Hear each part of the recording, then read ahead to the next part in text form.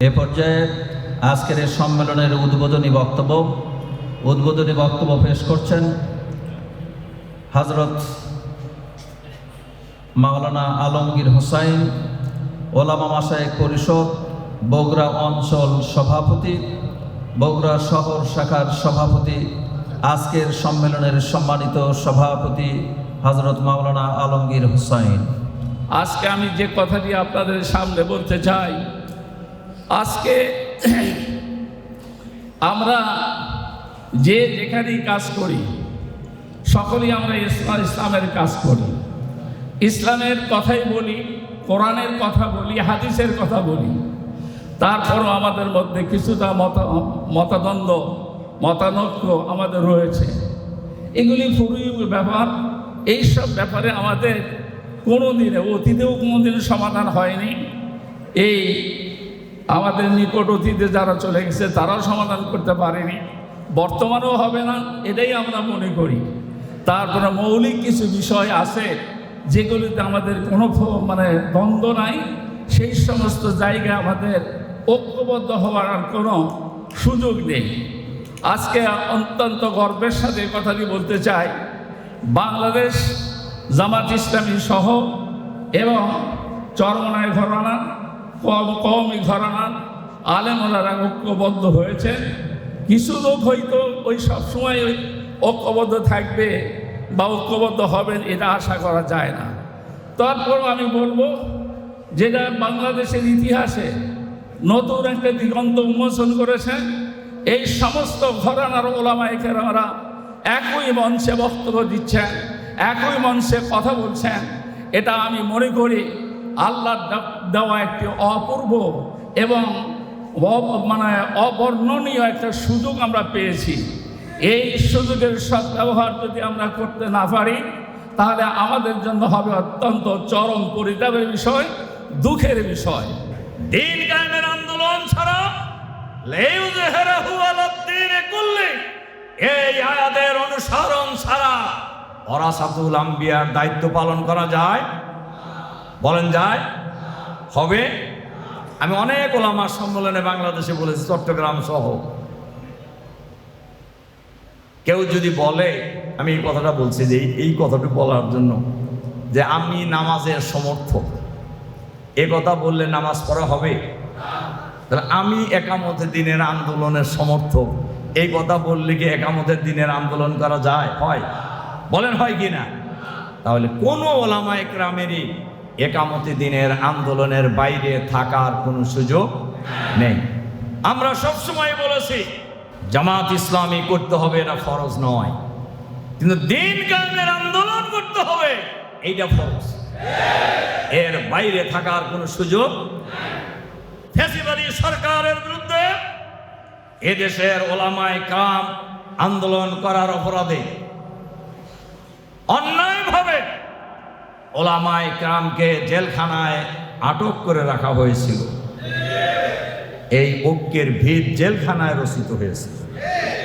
আমরা দীর্ঘদিন একসাথে ঢাকার বিভিন্ন কারাগারে আমরা থেকেছি। আপনারা তো এটা জানেন, আমাকে যে কত কারাগারে নেওয়া হয়েছে। 1971 সালে যুদ্ধ হওয়ার পরে যে সংবিধান তৈরি হয়েছে, এই সংবিধান বাংলাদেশের মুসলমানদের সংবিধান না, এটা আপনারা সকলেই জানেন। যদি সংবিধান মুসলমানের হতো তাহলে আজকে নিজামীকে ফাঁসির কাছতে যাওয়া লাগতো না। এই কথা ভালো করে মনে রাখতে হবে। আমাদের নেতাদেরকে হত্যা তারা করতো না, আমাদেরকে জেল খাটতে হতো না, গুম হতো আমাদেরকে হতো না। এই ইতিহাস আমাদের কাছে মনে রাখতে হবে। বগুড়ার সমস্ত উলামা মাশায়েখ ঐক্যবদ্ধ হয়ে একত্রিত হয়ে একটি প্ল্যাটফর্মে জয়েন করার তৌফিক আল্লাহ দিয়েছেন, সেই জন্য বলছি আলহামদুলিল্লাহ। সম্মানীয় ভাইরা, কয়েক বছর ধরে আপনাদের সাথে দেখা সাক্ষাৎ হয়নি, কিন্তু বগুড়ার কথা সবারই অন্তরে অন্তরে আছে। এই জন্য বগুড়ার লোকেরা একতেলাফ ছাড়া অন্য সব জায়গায় বহুত একতেলাফ, কিন্তু বগুড়া, বৃহত্তর বগুড়ার কথা একতেলাফ নেই। এটা একটা সৌভাগ্য আমাদের জন্য, দেশের জন্য, জাতির জন্য। আমার মনে হয় বগুড়ার এই ইত্তেহাদ, সবাই মিলে ঐক্যবদ্ধ হওয়া, এইটা যদি বাংলাদেশে প্রতিষ্ঠিত হয়, ইনশাআল্লাহ এখানে ইসলাম ছাড়া আর কিছুই থাকবে না ইনশাআল্লাহ। অতীতের সকল ইতিহাস আমাদেরকে স্মরণ করিয়ে দেয় সাহাবায়ে কেরামের যুগ থেকে আজ পর্যন্ত এবং কিয়ামত পর্যন্ত ইসলামের যে পার্মানেন্ট বিধান, এই বিধানের আলোকে উলামায়ে কেরাম, দিনদার মুত্তাকি ভাইয়েরা সব সময় দিনের জন্য অতন্ত্র প্রহরীর ভূমিকা পালন করেছিল, আজও করবে, কিয়ামত পর্যন্ত করবে। আসাদুন নাসি বালাআন আল আম্বিয়া সুম্মাস সালিহুনা সুম্মাল আমসালু ফাল আমসাল। অতীতের সকল যুগে নবী রাসূলগণ ইসলামের বিধান কায়েমের জন্য সমাজকে শিরক মুক্ত, বিদআত মুক্ত, অন্যায় মুক্ত, অপরাধ মুক্ত, সন্ত্রাস মুক্ত, মাদক মুক্ত করার জন্য উলামায়ে কেরাম সবচেয়ে কঠিন অগ্নি পরীক্ষায় পরীক্ষিত হয়েছেন। আসাদুন নাসি বালাআন আল আম্বিয়া, প্রথমে নবী রাসূলগণ এই তরিকা অবলম্বন করে মার খেয়েছেন, জেল খেটেছেন, জুলুমের শিকার হয়েছেন, শহীদ হয়েছেন। সুম্মাস সালিহুন, নবী রাসূলদের পরে উলামায়ে কেরাম, সুম্মাল আমসালু ফাল আমসাল। কিয়ামত পর্যন্ত যাদের ইমানি তাজা তেজ যত বেশি হবে তাদের উপরে পরীক্ষা চলতে থাকবে। এই পরীক্ষা দিয়ে উলামায়ে কেরাম প্রমাণ করে দিয়েছেন বাতিলের সাথে কোনোদিন আপোষ কেউ করেনি, কিয়ামত পর্যন্ত করবে না। আমি এ যাবৎ যতটুকু আলোচনা শুনলাম এবং আপনারা বারবার হাত তুলে একমত হলেন যে আমরা আমাদের এই প্রিয় মাতৃভূমি বাংলাদেশটাকে একটা ইসলামী রাষ্ট্র বানাতে চাই, এর সাথে আপনারা একমত তো? এর উপরে আমি কিছু লেখাপড়া যতটুকু করার সুযোগ পেয়েছি, হযরত আব্দুল্লাহ ইবনে আব্বাস রাদিয়াল্লাহু আনহুকে জিজ্ঞেস করা হয়েছিল ইসলামী রাষ্ট্র কি?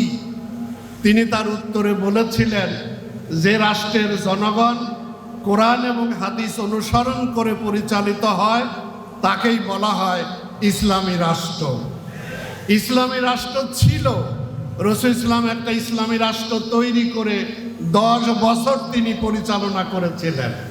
এরপরে 30 বছর খোলাফায়ে রাশেদিনরা ইসলামী রাষ্ট্র চালিয়েছিলেন।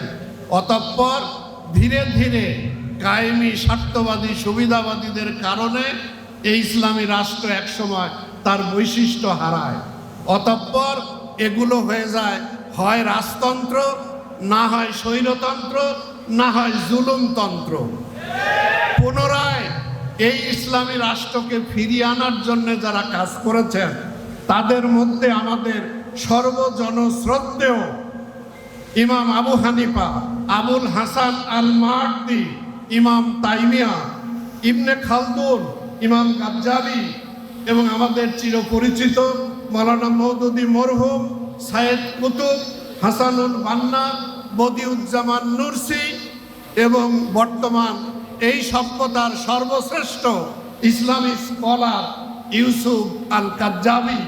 ৭১-এর স্বাধীনতার পর আবারও ৫৪ বছর পরে এসে আমরা উলামায়ে কেরাম আমরা এক হয়েছি, আলহামদুলিল্লাহ।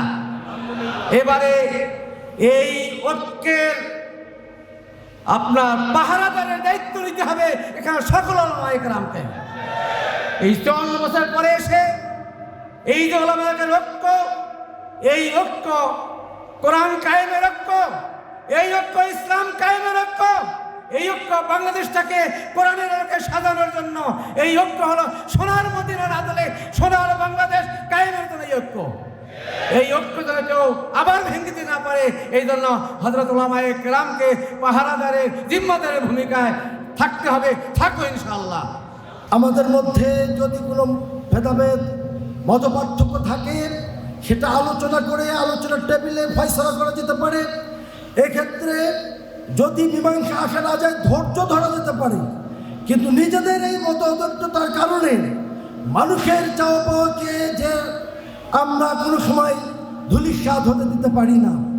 এখানে কোরআনের এই আয়াত ওয়াতাসিমু বিহাবলিল্লাহি জামিআন ওয়া লা তাফাররাকু, আকিমুস সালাহ, আকিমুদ্দিন, এগুলোর ব্যাখ্যা, এগুলোর অর্থ, এগুলোর শরীর গুরুত্ব এখানে যারা বসে আছেন তাদের চেয়ে ভালো কেউ বোঝে না। এগুলো যে শরীয়তে ফরজ, এই আয়াতগুলোর নির্দেশনা না মানলে কবিরা গুনাহ হবে এবং জাতির ক্ষতি হবে, উম্মার ক্ষতি হবে, আল্লাহর কাছে জবাবদিহি করতে হবে। এই বিষয়টা ওলামায়ে কেরাম যত দ্রুত বুঝবেন এই জাতির জন্য তত কল্যাণ। 24 গণ অভ্যুত্থান পরবর্তী আমরা যেখানেই যাই সমস্ত মানুষ একটা কথাই বলে যে হুজুর আমরা 54 বছর অনেক নেতৃত্ব দেখেছি, কেউ জুলুম দুঃশাসন দূর করতে পারেনি, চুরি বন্ধ করতে পারেনি, দুর্নীতি বন্ধ করতে পারেনি। আপনারা সকল ওলামায়ে কেরাম এক হয়ে যান, আগামী সংসদে আমরা আপনাদেরকে বসাইতে চাই। ওলামায়ে কেরাম, আপনারা জাতির বিবেক, আপনারা যেদিকে চলবেন এই জাতি সেই দিকেই কিন্তু চলবে। আজকে যে একটা প্ল্যাটফর্মে এসেছেন প্রিয় ভাই সব, কেউ যেন আমাদেরকে এই প্ল্যাটফর্ম থেকে আমাদেরকে যেন দূরে সরিয়ে না দিতে পারে। যে সরিয়ে দেবে আমরা তাদের বিরুদ্ধে আমরা কথা বলবো ইনশাআল্লাহ। আমাদের দেশে সবচেয়ে বড় একটি অনৈক্যের জায়গা একসময় ছিল আলিয়া আর কওমি। আপনাদের জানা উচিত, ফার্সিতে একটি কবিতা আছে, হাল গুলেরা রঙ্গ বুয়ে দিগারাস, প্রত্যেক ফুলের রং এবং ঘ্রাণ ভিন্ন ভিন্ন। একই গাছের দুইটি ডাল, দুইটি ফুল, একটি কওমি একটি আলিয়া। কওমি আর আলিয়া কোনো পার্থক্য করা যাবে না। সেদিন শেষ হয়ে গিয়েছে। ঢাকা বাইতুল মুকাররমের খতিব ছিলেন আলিয়া মাদ্রাসার, মোস্তফা আল হুসাইনি সাহেব ছিলেন আলিয়া মাদ্রাসার, কাজী দ্বীন মোহাম্মদ সাহেব ছিলেন আলিয়া মাদ্রাসার, খাত্তানি হুজুর ছিলেন আলিয়া মাদ্রাসার। এজন্য আলিয়া আর কওমি বলে বিভেদের দিন শেষ। যারা আলিয়া আর কওমির বিভেদ সৃষ্টি করে ওলামায়ে কেরামকে দুর্বল করার চেষ্টা করেছিল, সেই দুর্বলতার দিন আর চলবে না, চলবে না। বাংলাদেশের রাজনৈতিক অঙ্গনে এমন কোনো শক্তি নেই যে আলেমদেরকে ক্ষমতায় যাওয়া ঠেকাতে পারে ইনশাআল্লাহ। আমি আপনাদেরকে বলতে চাই, স্বাধীনতার 53 বছরে অনেক রাজনৈতিক দল ক্ষমতায় এসেছে, ক্ষমতার অনেকবার হাত বদল হয়েছে, কিন্তু বাংলাদেশের সর্বশ্রেণীর মানুষের আশা আকাঙ্ক্ষার প্রতিফলন ঘটাতে সমস্ত শাসক গোষ্ঠী ব্যর্থ হয়েছে। মানুষের আকাঙ্ক্ষা আশা প্রতিফলন ঘটাতে তারা ব্যর্থ হয়েছে।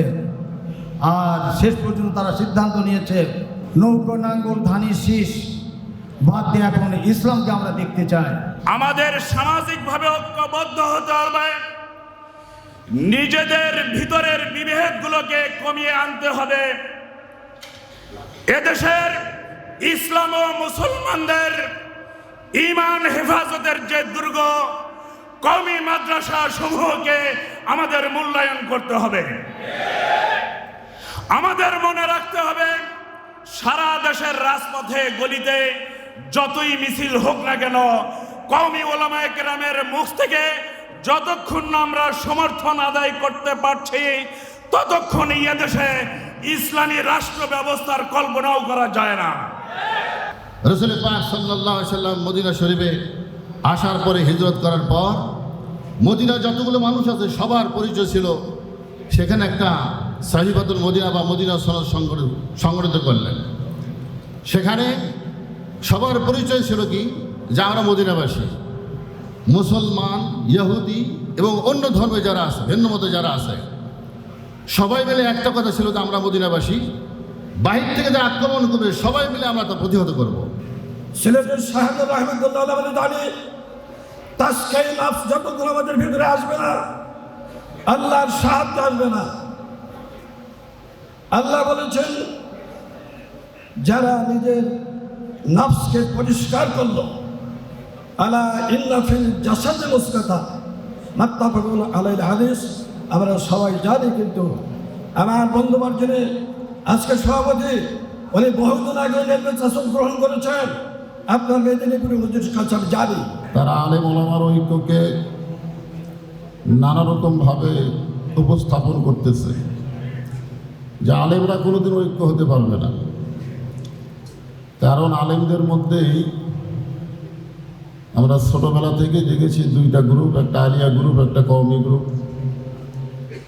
আবার আলেমদের মধ্যে যে দল, সে দলের মধ্যেও আকীদাগতভাবে নানা রকম বিষয়ে প্রশ্ন তুলে আলেমদেরকে বিচ্ছিন্ন করার চেষ্টা করা হয়েছিল। কিন্তু এই বছর আল্লাহ পাকের রহমতে সমস্ত আলেম ওলামা, সব ঘরানোর আলেম ওলামা এক প্ল্যাটফর্মে এসেছি।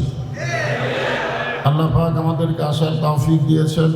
এমন কিছু আলেম থাকবে যারা মাঝামাঝি অবস্থান করবে। কোরআন থাকলো কি থাকলো না, হাদিস থাকলো কি থাকলো না, কোরআনের নিজাম পৃথিবীতে আছে না নাই, এই সব বিষয়ে কোনো চিন্তা নাই। ওনার ইমামতি থাকলেই যথেষ্ট, ওনার ওয়াজ থাকলেই যথেষ্ট। বরং এই সমস্ত লোকেরা মাঝামাঝি থাকে, এইটাও আল্লাহ পাকের কাছে গ্রহণীয় নয়। ধর্মনিরপেক্ষতাবাদ, জাতীয়তাবাদ, সোশ্যালিজম, ক্যাপিটালিজম, ভারতের নীতি, আমেরিকান নীতি দিয়ে এই বাংলাদেশে শান্তি কায়েম হবে না যতদিন না পর্যন্ত আমরা কোরআনের নীতি পার্লামেন্টে কায়েম করতে পারি। সুতরাং আগামী ভবিষ্যতে বাংলার জমিনে কোরআনকে বিজয় করার জন্য আমরা সকল ঐক্যবদ্ধ আছি তো ইনশাল্লাহ। সুতরাং কওমি, আলিয়া, হেফাজত, জামাত ইসলাম, চরমনাই আর কোনো ভেদাভেদ নেই। আগামীর বাংলায় কোরআন বিজয়ের জন্য একতাবদ্ধভাবে কাজ করতে কারা কারা যে দুটি হাত আপনাকে তুলে দেখান। আজ থেকে 275 বছর আগে ব্রিটিশ ইস্ট ইন্ডিয়া কোম্পানির মাধ্যমে এই ভারতবর্ষ 190 বছর শাসন করেছিল। এই ব্রিটিশ বিরোধী আন্দোলনে এই ভারত উপমহাদেশের সবচেয়ে ভূমিকা ছিল আলেম ওলামাদের, বলুন ঠিক কিনা? এই আলেম ওলামা যখন জেগে উঠল ব্রিটিশ বিরোধী আন্দোলনে, এই ভূমিতে আল্লাহর আইন চালু করার জন্য আলেমদের ভূমিকা এত গতিপূর্ণ হয়েছিল, যার কারণে পাকিস্তানের জিন্না সাহেব বলেছিলেন কোরআনকে হাতে নিয়ে, this is the our constitution, কোরআন মুসলমানের জন্য জীবন ব্যবস্থা। এদেশে ইসলামের ধারক বাহক ওলামায়ে কেরামরা থাকতে এদেশে ব্রিটিশের আইন দিয়ে এদেশ চলবে, তা কোনোদিন হতে পারে না। এই জন্য আমাদেরকে ঐক্যবদ্ধ হতে হবে। আগামী দিনে যেন নির্বাচনে একটি বাক্স হয়, সেই ব্যাপারে আমাদেরকে বলিষ্ঠ ভূমিকা রাখতে হবে। আল্লামা ইকবাল বলেছিলেন, হে মুসলমান, আমাদের কোরআনে, আমাদের ক্যাবলা এক, আমাদের নবী এক, বরং সব যদি এক হয় বলো আমাদের দল হবে একটা, সেই দলের নাম হলো ইসলাম। সুতরাং সেই আল্লাহ পাক ইহুদি এবং খ্রিস্টানগুলি সে প্রতি বছর $35 বিলিয়ন খরচ করে শুধু ওলামাদের মধ্যে যেন ঐক্যবদ্ধ না হয়, সেই জন্য সেই টাকা খরচ করে। আজ নবী করিম সাল্লাল্লাহু আলাইহি ওয়াসাল্লাম বলেছেন, যেই জাতির ওলামারা ঐক্যবদ্ধ হবে সেই দেশ সোনার দেশ হবে, সেই সমাজ সোনার সমাজ হবে। সুতরাং বাংলাদেশ সোনার বাংলাদেশ গঠন করতে হলে ওলামাদের ঐক্যের ভিত্তিতে আগামীর বাংলাদেশ হবে প্রকৃতপক্ষেই সোনার বাংলাদেশ। পুরো দেশের খোলা আকাশের নিচে, খোলা জমিনে বুকে আমরা কোরআনের দাওয়াতের কথা বলতে পারছি। আল্লাহর পক্ষ থেকে আমাদের জন্য নিয়ামত।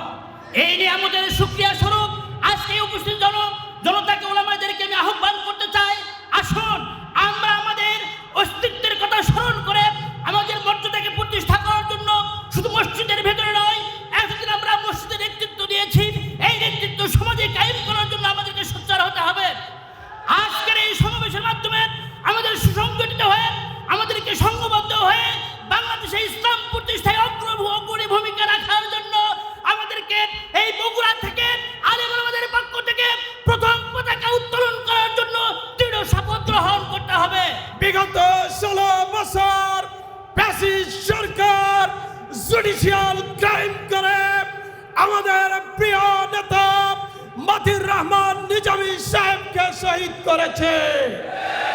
আমাদের প্রিয় নেতা আলী হাসান মুজাহিদ সাহেবকে শহীদ করেছে। বিশ্ব বরেণ্য তাফসীর কারক জনাব দেলোয়ার হোসেন সাইদি সাহেবকে চিকিৎসার নামে অবৈধ চিকিৎসা দিয়ে এই বাংলাদেশে শহীদ করা হয়েছে। ইমাম হোসাইন রাদিয়াল্লাহু আনহু রাষ্ট্র পরিচালনা করার জন্য যে এলেম তার ছিল, সেটা কিন্তু এদিদের সামনে তিনি গোপন করেন নাই। গোপন করেছেন? গোপন করলে তিনি বেঁচে যেতেন। তিনি প্রকাশ করেছেন যে আমি রাষ্ট্রতন্ত্র চালু হলে কি অবস্থা সৃষ্টি হবে, এই জন্য তিনি এলেম গোপন না করে প্রকাশ করেছেন। আল্লাহ তাআলা নবীদেরকে নেতা বানিয়েছিলেন। নবী আর কোনোদিন আসবে না, অতএব আলেমরাই হচ্ছে জাতির নেতা। জাতির নেতারা যতদিন নেতৃত্ব দিয়েছিল পৃথিবীতে ততদিন পৃথিবীতে শান্তি বজায় ছিল। আজকে জাতির নেতারা নেতৃত্ব দিচ্ছে না বলেই অশান্তি। সুতরাং আগামীর বাংলাদেশ তথা পৃথিবীকে যদি আবার শান্তিতে ভরে দিতে হয়, তাহলে জাতির নেতৃবৃন্দকে আবার নেতৃত্বের দায়িত্ব কাঁধে নিতে হবে। আজকে আমাদেরকে ভুলে গেলে চলবে না, এই সুযোগ চিরদিন থাকবে, এই কথা মনে করার কারণ নাই। ওলামায়ে কিরামদেরকে ছোটখাটো সকল মতভেদ ভুলে গিয়ে এই বাংলার জমিনে আল্লাহর দ্বীন কায়েমের সংগ্রামে সবাইকে সর্বাত্মক জিহাদে অবতীর্ণ হওয়ার জন্য দীপ্ত শপথ গ্রহণ করতে হবে। আজকে যদি ছোটখাটো বিভিন্ন মাসলাক মানহাজের ইখতিলাফগুলোকে নিয়ে আমরা ভেদাভেদে নিমগ্ন থাকি, তাহলে তারা এই দেশে ইসলামের বিজয় দেখতে চায় না। যারা ওলামায়ে কিরামের শ্রেষ্ঠত্বে বিশ্বাস করে না, তারা আবার আমাদেরকে পরাজিত করে তাদের গোলামের জিঞ্জিরে আবদ্ধ করতে পারে। জুলাই 24 একদিনের সংগঠিত হয় নাই, এর বীজ বপন করা হয়েছে 5 মে শাপলা চত্বরে। এর বীজ বপন করা হয়েছিল যেদিন নিজামী ইত্যাদিকে আমাদেরকে ফাঁসি দিয়েছে সেদিন। এর বীজ বপন করা হয়েছিল আলেম ওলামাকে যেদিন বিরাট সে জেলখানায় পাঠানো হয়েছে। এই জন্য তাদের উপাসনা ধ্বংস করা হয় নাই, তাদের ধর্মীয় তাদের নিজস্ব পূজা পার্বণ গুলো বাধা দেওয়া হয় নাই। আল্লাহর রাসূলের বিচারে ইহুদিদের জয় হয়েছে, মুসলিম ঠকেছে, রাসূল ইহুদের পক্ষে রায় দিয়েছেন। এই জন্য আল্লাহ রাসূলের সমাজে, খেলাফত রাশেদের সমাজে ওমর রাদিয়াল্লাহু তাআলা আনহু যখন একজন বৃদ্ধকে মদিনার রাস্তায় দেখেছেন, তিনি বাজারে কাজ করতেছে, অতিশয় বৃদ্ধ। ওমরে বললেন, তুমি বৃদ্ধ মানুষ, তুমি কাজ করছো কেন? উনি ওমরকে চেনেন না। তিনি বলছেন, আমার বয়সকালে আমি এই রাষ্ট্রের বা দেশের জনসাধারণ কাজ করেছি, এখন আমি বৃদ্ধ হয়ে গেছি, কাজ করতে পারি না। কিন্তু ওমর যে কর আরোপ করেছে, এই কর পরিশোধ করার জন্য আমি কাজ করছি। ওমর তখন নিজেকে সম্বোধন করে বলছে, ওমর, আল্লাহর কাছে কি তুমি জবাব দিবে? তোমার দেশের একজন নাগরিক তার যৌবনকাল, তার কর্মক্ষমের সময় সে মানুষের জন্য কাজ করেছে, কিন্তু তার এই বৃদ্ধ বয়সে যখন সে কর্মক্ষম নয়, তাকে নিজে পরিশ্রম করে কাজ করতে হচ্ছে। নাগরিকদের প্রতি তুমি দায়িত্বশীল হিসেবে, আমিরুল মুমিনিন হিসেবে তুমি দায়িত্ব পালন করেনি। পরের দিন থেকে তার ঋণকে, তার করকে মওকুফ করে দিলেন তিনি।